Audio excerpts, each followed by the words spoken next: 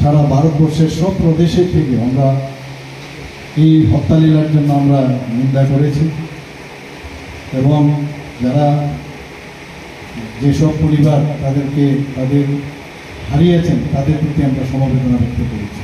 আজকে মাননীয় প্রধানমন্ত্রীজি আপনাদের সামনে সেটাও রাখেন। আমাদের স্পেসের বিষয়ে যেভাবে ডেভেলপ হচ্ছে, আগে কীভাবে রিক্সা করে গরুর গাড়ি করে স্পেসের সরঞ্জাম এক জায়গা থেকে আরেক জায়গায়, সেখানে আজকে আমাদের স্পেসের ক্ষেত্রে আমরা কোন জায়গায় এখন গিয়েছি। এবং কিছুদিন আগে ডক্টর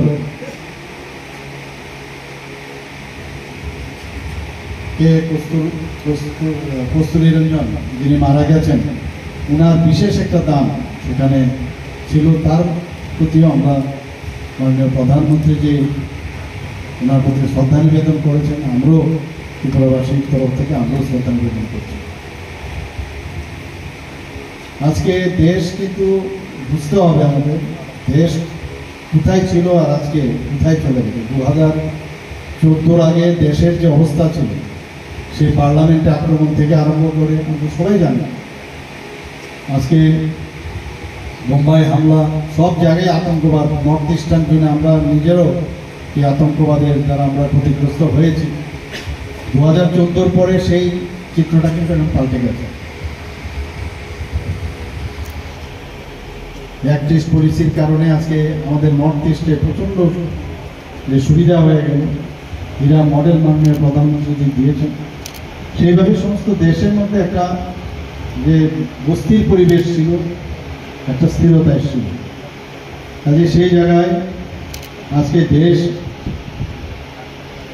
আমাদের সারা পৃথিবীর মধ্যে যে স্থানে মাননীয় প্রধানমন্ত্রী নিয়ে গেছে, সেটা কিন্তু এখানে আমরা নিশ্চয়ই স্যার মূল্যায়ন আমাদের করতে হবে। আমরা সেই দিশায় আমরা দেখছি। আমি আশা করব যে প্রতি মাসের শেষ রোববারে এই ধরনের যে অনুষ্ঠান, মন কি বাত অনুষ্ঠানের মাধ্যমে মাননীয় প্রধানমন্ত্রীজি যেমন সব জানা অজানা তথ্য আমাদের সামনে রাখেন, যেগুলো আমাদের এই একদম ছোট্ট পামুটিয়া কেন্দ্র থেকে নিশ্চয়ই আমরা এগুলো আমরা চিন্তাও করতে পারি। কিন্তু আজকে প্রযুক্তির মাধ্যমে আমরা কিন্তু অনেক কিছু দেখতে পাই এবং দেখার মাধ্যমে উনি আমাদের দেখান এবং আমাদের আগামী দিন কী করা উচিত। আমি সব জায়গায় একটা কথাই বলি যে মাননীয় প্রধানমন্ত্রীজি যেভাবে মন কি বাত অনুষ্ঠান, উনি সমস্ত মানুষের সাথে যে একটা কানেক্ট করার যে চেষ্টা, সেটা কিন্তু পৃথিবীর কোনো রাষ্ট্রনেতা এই মন কি বাত অনুষ্ঠান করেন।